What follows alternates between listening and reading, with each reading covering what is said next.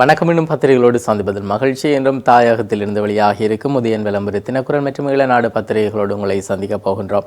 இன்றைய தினம் 18ஆம் தேதி டிசம்பர் மாதம் 2024ஆம் ஆண்டு புதன்கிழமை. இந்த நாள் உங்கள் எல்லோருக்குமே பாதுகாப்பான இனிய நல்லதொரு நாளாக அமையட்டும். நேற்றைய தினம் பாராளுமன்ற அமர்வுகள் இடம்பெற்றிருந்தது.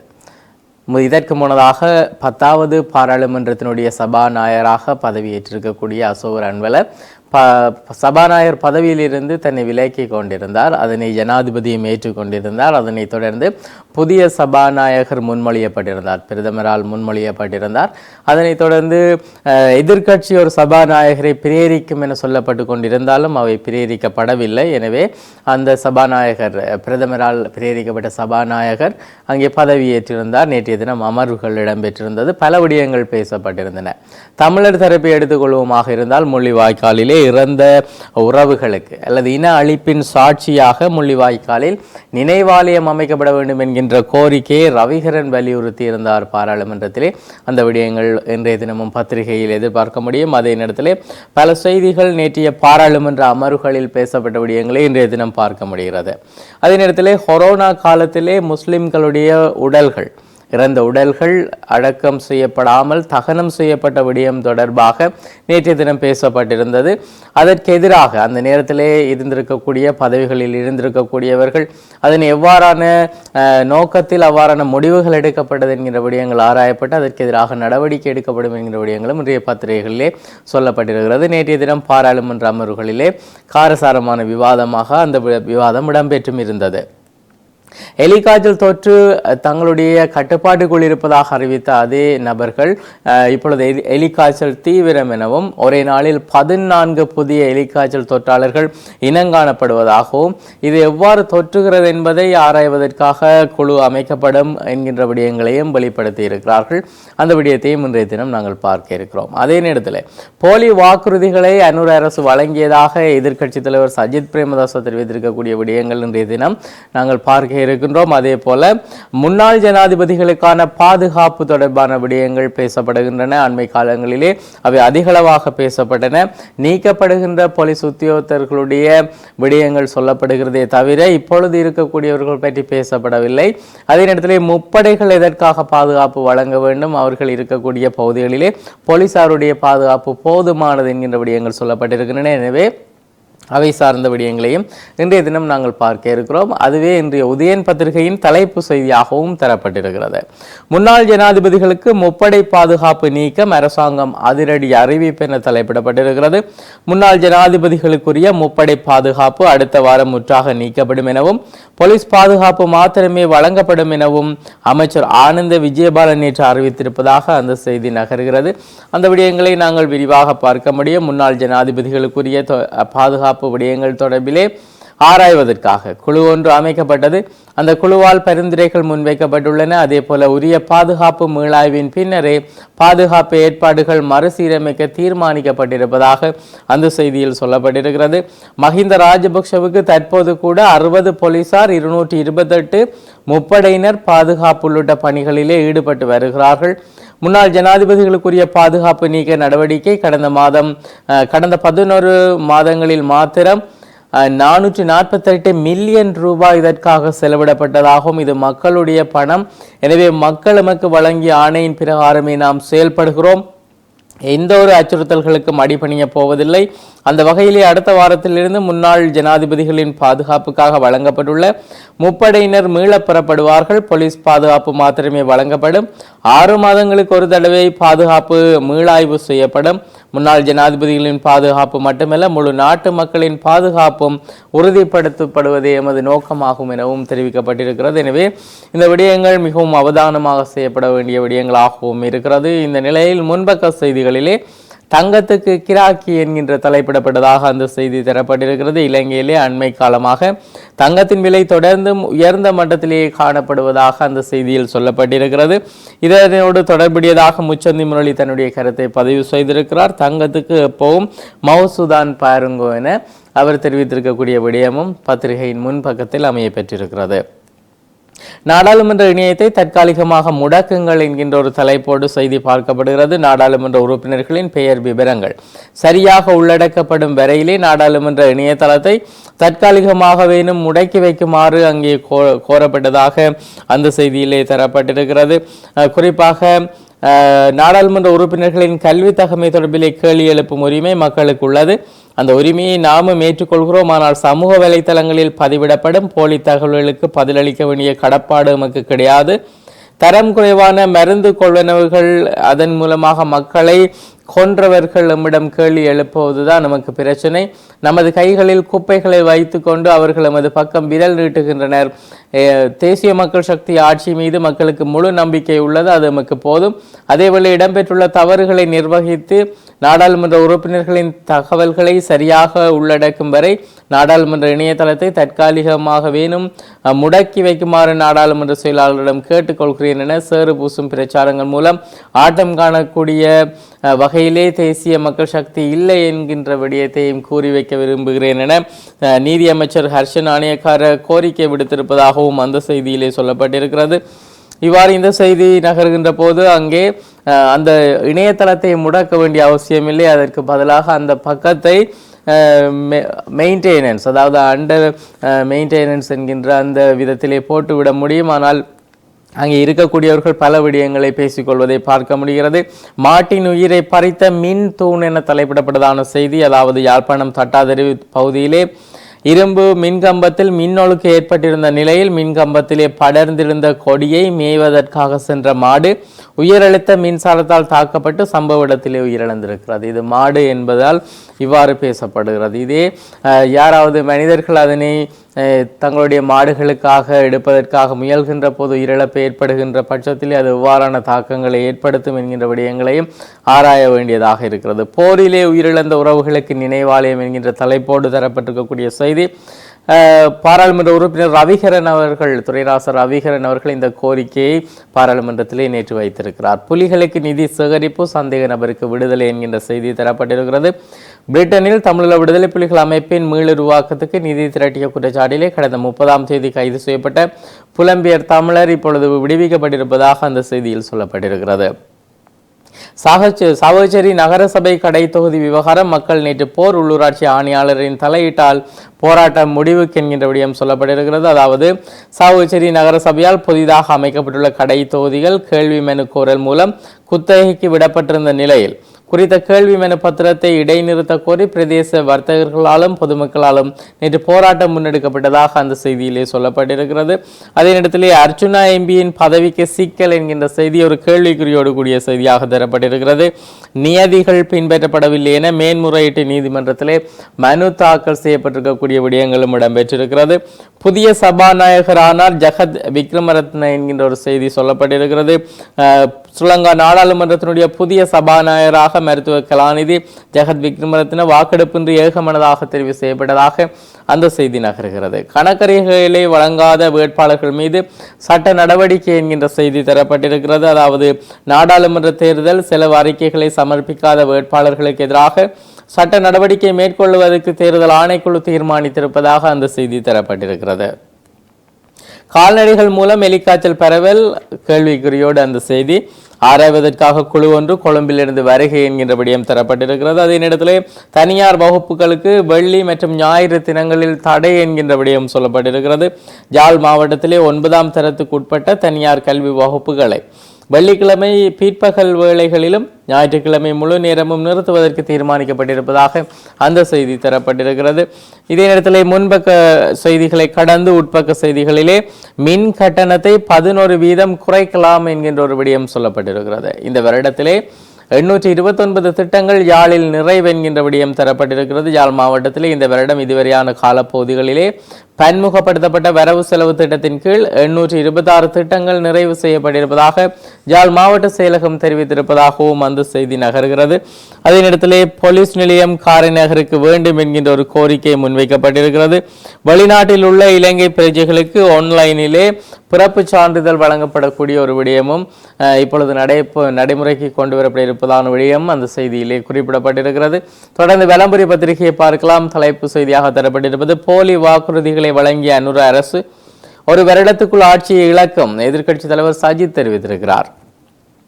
பொதுமக்களிடம் போலியான வாக்குறுதிகளை வழங்கியுள்ள அனுர அரசாங்கம் ஒரு வருடத்துக்குள் ஆட்சியை இழக்கும் என எதிர்க்கட்சித் தலைவர் சஜித் பிரேமதாச தெரிவித்திருக்கக்கூடிய விடயம் தரப்பட்டிருக்கிறது.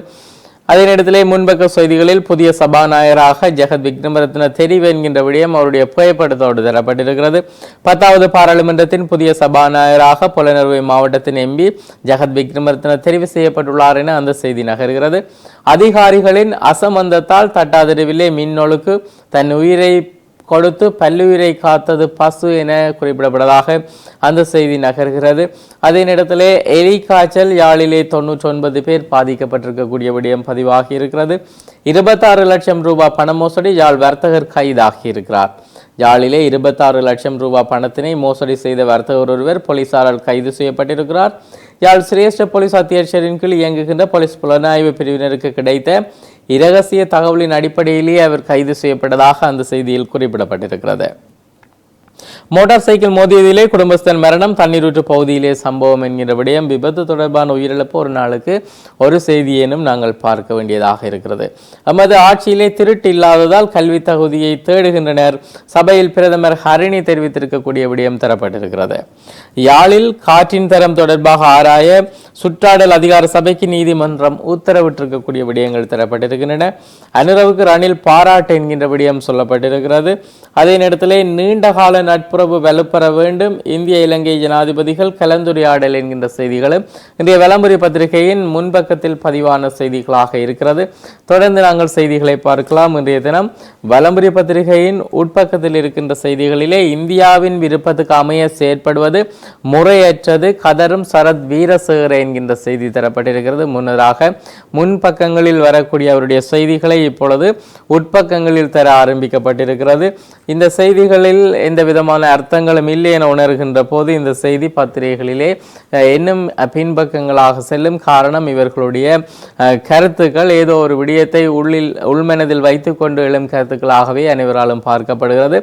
அரசியலமைப்பின் 13வது திருத்தம் மாகாண சபை முறைமை இந்த நாட்டுக்கு அவசியமா அவசியமற்றதா என்பதை இலங்கையர்களை தீர்மானிக்க வேண்டும் என அவர் தெரிவித்திருக்கிறார். ஆனால் நாடு இன்னலில் இருந்தபோது இந்தியாவிடமே கடன் பெற்றிருந்தார்கள். இந்தியாவிடமிருந்து கடன் பெற்றுக்கொண்டே இந்தியாவுக்கு எதிராக பேசியவர்களாக இவர்கள் இருக்கிறார்கள். எனவே இவ்வாறு செய்திகள் தொடர்கின்ற நேரத்திலே யாழ் போதனா வைத்தியசாலை விவகாரம் பேச முற்பட்ட அர்ஜுனா இடைமறித்த சபாநாயகர் என்கின்ற விடயம் தரப்பட்டிருக்கிறது. பாராளுமன்ற உறுப்பினர் ராமநாதன் அர்ஜுனா யாழ் போதனா வைத்தியசாலை விவகாரம் தொடர்பாக பேசுவதற்கு நேற்று சபை அமர்வின் போது அனுமதி தருமாறு சபாநாயகரிடம் கோரிக்கை விடுத்திருந்தார். எனினும் சபாநாயகர் ஜெகத் விக்ரமரத்ன பாராளுமன்ற உறுப்பினர் அர்ஜுனாவின் கோரிக்கையை நிராகரித்து அவர் பேச முற்பட்ட போது இடைமறித்தார்.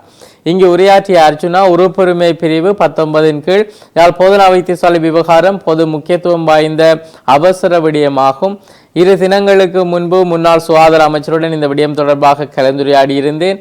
இன்று, அதாவது நேற்றைய தினம் 17ஆம் தேதி காலை எழுத்தின் மூலம் சமர்ப்பித்திருந்தேன் என தெரிவித்திருந்தார். இந்த நிலையில் குறுக்கிட்ட அமைச்சர், இது ஒழுங்கு பிரச்சனை இல்லை, வேறு விடயமாக இதை பற்றி பேசலாம் என தெரிவித்திருந்தார். இதேவேளை இது ஒரு ஒழுங்கு பிரச்சனையுடன் தொடர்புடையது அல்ல என சபாநாயகர் தெரிவித்திருந்தமையும் குறிப்பிடத்தக்கது என அந்த செய்தியில் தரப்பட்டிருக்கிறது.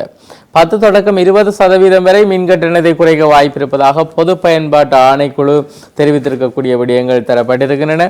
அதே நேரத்திலே தரமற்ற தானியங்கள் விற்பனை செய்த நிறுவனத்துக்கு சீல் வைக்கப்பட்டிருக்கிறது. பச்சை பயறு திரவ பசலையும் அங்கிருந்து மீட்கப்பட்டிருக்கிறது. அவை சார்ந்த விடயங்கள் தரப்பட்டிருக்கின்றன. மேலும் ஜனாதிபதி அனுரவுடன் பேச்சுவார்த்தை நடத்தி தமிழக மீனவர்களை விடுவிக்குமாறு ஜெய்சங்கருக்கு ராகுல் காந்தி கடிதம் அனுப்பி வைத்திருக்கிறார். தமிழகத்திலே தங்கியுள்ள அகதிகள் மீளவும் நாட்டுக்கு வர வேண்டும், வடக்கு ஆளுநர் வேதநாயகன் தெரிவித்திருக்கக்கூடிய விடயங்களும் இன்றைய தினம் விளம்பரி பத்திரிகையில் பார்க்கக்கூடிய செய்திகளாக அமைந்திருக்கின்றன. அதே நேரத்திலே தினக்குரல் பத்திரிகையை பார்க்கலாம். தலைப்பு செய்தியாக தரப்பட்டிருப்பது எலி காய்ச்சல் தொற்று தீவிரம் என்கின்ற தலைப்போடு அந்த செய்தி தரப்பட்டிருக்கிறது. ஒரே நாளில் 14 புதிய தொற்றாளர்கள் என்கின்ற விடயங்களும் கால்நடைகளில் இருந்து இந்த தொற்றுகள் ஏற்படுகிறதா என்கின்ற கோணத்திலே விசாரணை செய்யப்படும் எனவும் யாழ் விரையக்கூடிய விசேட நிபுணர் குழு தொடர்பான தகவல்களும் இந்த பத்திரிகைகளிலே குறிப்பிட்டு காட்டப்பட்டிருக்கிறது. யாழ் மாவட்டத்திலே எலிக்காய்ச்சல் நோய் காரணமாக நேற்று மாலை வரை 99 பேர் பாதிக்கப்பட்டிருக்கிறார்கள். பருத்தித்துறை ஆதார வைத்தியசாலையிலே 23 பேரும், யாழ் போதனா வைத்தியசாலையிலே 6 பேரும், சிகிச்சை பெற்று வருகிறார்கள் என்று யாழ் மாவட்ட சுகாதார சேவைகள் பணிப்பாளர் வைத்திய கலாநிதி கேதீஸ்வரன் தெரிவித்திருக்கிறார்.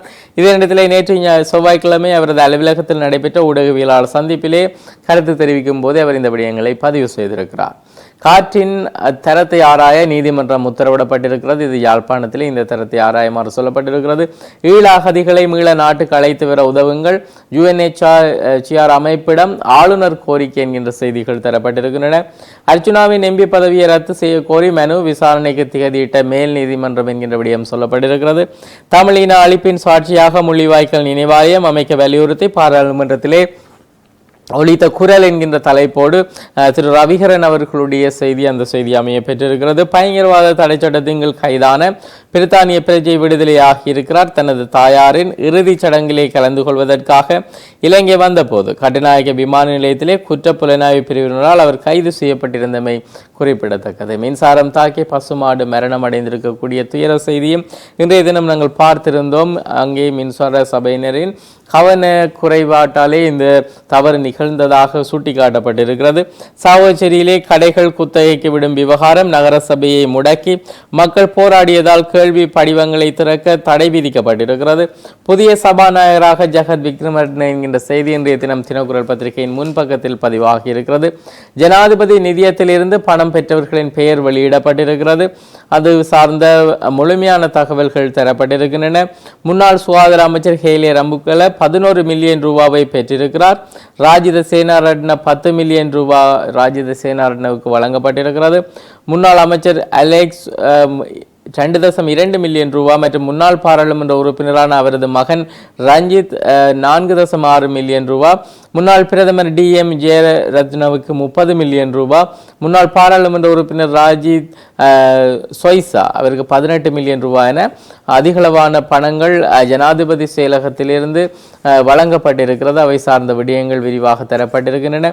அதே நேரத்தில் விபத்தில் படுகாயமடைந்தவர் சிகிச்சை பலனின்றி உயிரிழந்திருக்கக்கூடிய துயர செய்தியும் இன்றைய உட்பக்கத்திலே பதிவாகி இருக்கிறது. மகாபோதியிலே வழிபாட்டில் ஈடுபட்ட ஜனாதிபதி அனுர தொடர்பான புகைப்படத்தோடு கூடிய செய்தி தரப்பட்டிருக்கிறது.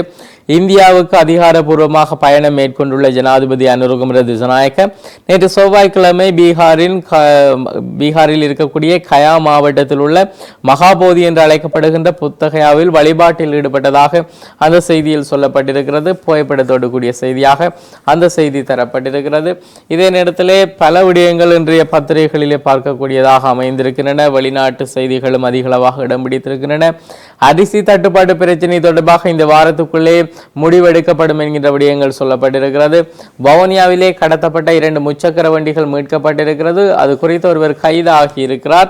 அதே நேரத்திலே இந்தியாவின் விருப்பத்துக்கு மாகாண சபை தேர்தலை நடத்துவது முறையற்றது, முன்னாள் பாராளுமன்ற உறுப்பினர் சரத் வீரசேகர தெரிவித்திருக்கக்கூடிய விடயம் இன்றைய தினக்குரல் பத்திரிகையின் இறுதி பக்கங்களில் பார்க்கக்கூடியதாக அமைந்திருக்கிறது.